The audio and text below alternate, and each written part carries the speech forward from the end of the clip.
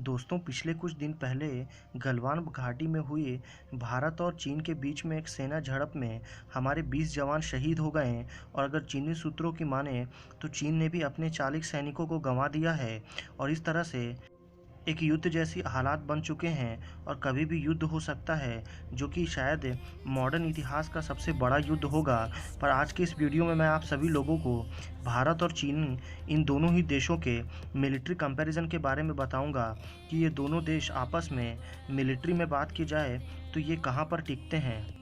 किसी भी देश को अपने सरहदों को सुरक्षित रखने के लिए वहाँ के सैनिकों और वहाँ के जवानों के ऊपर डिपेंड होना पड़ता है। अगर चीन की बात करें तो चीन भी बहुत ही बड़ा देश है। अगर आबादी के हिसाब से छोड़कर अगर इसे एरिया के हिसाब से भी देखें तो ये दुनिया का चौथा सबसे बड़ा देश है। वहीं भारत दुनिया में 7वां सबसे बड़ा देश है और दोनों ही देश बहुत ही तेज़ी के साथ एक उभरती हुई अर्थव्यवस्था है।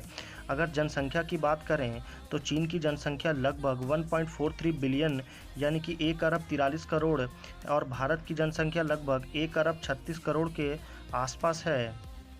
अभी के समय अगर भारत और चाइना में वॉर होगा तो वो न्यूक्लियर वॉर में कन्वर्ट हो जाएगा, क्योंकि दोनों ही देश परमाणु संपन्न हैं। वहीं अगर चाइना की बात करें तो चाइना के पास लगभग 250 to 300 न्यूक्लियर वेपन्स मौजूद हैं और अगर इंडिया की बात करें तो इंडिया के पास लगभग 130 से 140 न्यूक्लियर वेपन्स मौजूद हैं। अगर डिफेंस बजट की बात करें तो चाइना हर साल लगभग 180 बिलियन US डॉलर अपने डिफेंस पे खर्च करता है।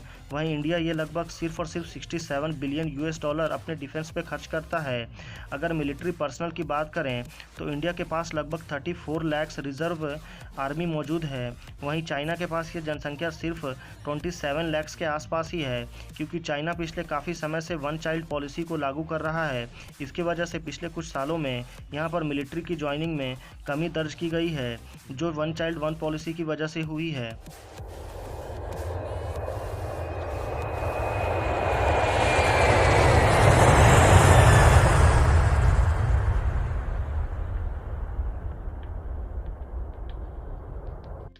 किसी भी युद्ध के निर्णय को तुरंत ही पलक झपकते अगर कोई बदल सकता है तो वो है एयरफोर्स।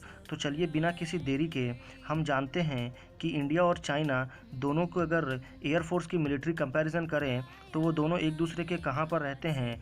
अगर फाइटर एयरक्राफ्ट की बात करें तो ये भारत के पास लगभग 520 हैं, वहीं चाइना के पास ये लगभग 1222 हैं, जो कि लगभग दुगने से थोड़ा ज़्यादा हैं, जो कि फाइटर एयरक्राफ्ट जो इंटरसेप्टर्स टाइप के होते हैं।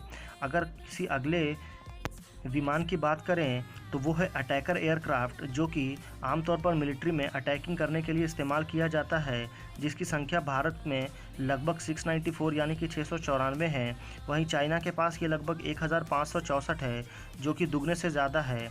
अगर अटैक हेलीकॉप्टर की बात करें तो भारत के पास इसकी जनसंख्या सिर्फ और सिर्फ 17 है। वहीं चाइना के पास ये लगभग 281 यानी कि 281 है, जो कि 10 गुना से भी ज़्यादा है। तो भारत अटैक हेलीकॉप्टर में चाइना के सामने कहीं भी नहीं टिकता है। अब अगर एयरफोर्स को छोड़कर सीधे कॉम्बैट टैंक के ऊपर आएँ तो भारत के पास इनकी जनसंख्या लगभग 4184 है। वहीं चाइना के पास कॉम्बैट टैंक की बात करें तो ये 13050 है, जो कि रिकॉर्ड में दर्ज है। अगर अब AFVS की बात करें तो इंडिया के पास ये लगभग 2815, तो वहीं चाइना के पास 40,000 के आसपास है, जो कि 20 गुना के आसपास डिफरेंस मेंटेन करता है। अगर रॉकेट प्रोजेक्टर की बात करें तो वो इंडिया के पास सिर्फ और सिर्फ 266 है, वहीं चाइना के पास ये लगभग 2050 है। रॉकेट प्रोजेक्टर को किसी भी लोकेशन पर खड़ा करके कहीं से भी रॉकेट को दागा जा सकता है। और अगर एयरक्राफ्ट कैरियर की बात करें तो यहाँ पर भारत और चीन दोनों ही एक लोकेशन में एक ही पोजीशन में खड़े होते हैं, क्योंकि भारत के पास भी एक एयरक्राफ्ट कैरियर है और चाइना के पास में भी सिर्फ एक एयरक्राफ्ट कैरियर है, जो कभी भी जिसे समुद्र में उतार कर वहाँ से एयरक्राफ्ट और एयरफोर्स को लॉन्च किया जा सकता है।